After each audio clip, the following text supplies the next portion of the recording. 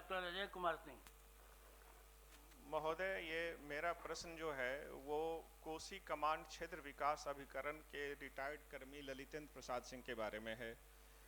इसमें प्रथम कालबद्ध प्रोन्नति जो है उनको नहीं मिला है, चूंकि उन्होंने परीक्षा पास नहीं की है। इसमें एक निर्णय है कि कमलाकांत ठाकुर बनाम बिहार सरकार में कि जिन लोगों ने सरकारी कर्मी ने पास नहीं किया है उनको भी प्रथम कालबद्ध प्रोन्नति दी जा सकती है।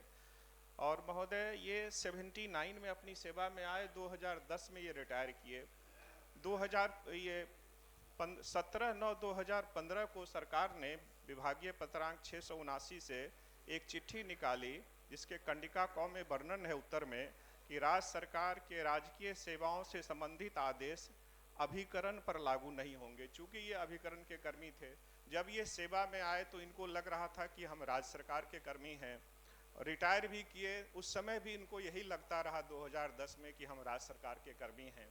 लेकिन रिटायरमेंट के बाद जब इन्होंने अपनी मांग रखी तो इनको ये कहा गया कि आप राज्य कर्मी नहीं हैं, अभिकरण के कर्मी हैं। तो ये कोर्ट भी गए हुए हैं।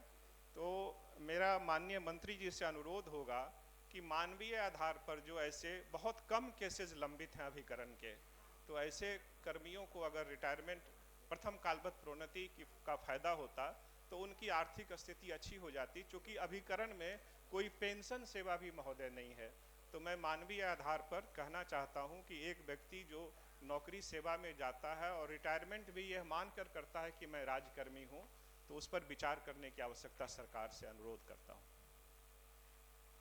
महोदय, प्रश्न और उत्तर दोनों माननीय सदस्य ने जो कहा है उसी में शामिल है।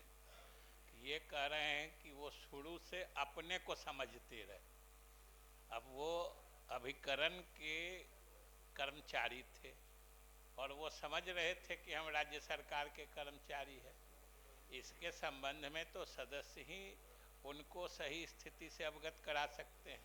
जहाँ तक दूसरी बात कही कि मानवीय आधार पर, ये एक केस में मानवीय आधार अजय बाबू नहीं लगता है, इसलिए कि ये नियम संगत बात हो जाती है। और अगर उदाहरण के तौर पर अगर एक मामले में भी किया जाएगा तो इस तरह के सैकड़ों नहीं हजारों मामले निकल के आएंगे कि किसी अभिकरण, किसी निगम, किसी के अगर कोई कर्मचारी हैं किसी बोर्ड के जो सेवानिवृत्त हो चुके हैं और उनको इसका लाभ नहीं मिला होगा, वो सारे मामले एक साथ उत्पन्न हो जाएंगे। इसलिए महोदय, सरकार की सारी सहानुभूति इनके साथ जो सेवानिवृत्त कर्मचारी हैं होते हुए भी इसमें इनको जिस तरीके से माननीय सदस्य कह रहे हैं वो लाभ देना संभव नहीं है।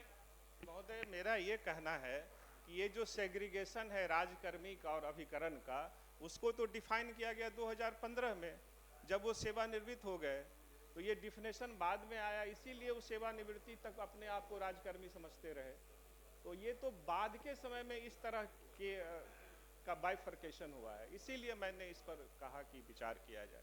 महोदय, ये डिफरेंशिएशन को सिर्फ रीआइटरेट किया गया है जिस पत्र की बात कह रहे हैं, और ये बात शुरू से लागू है।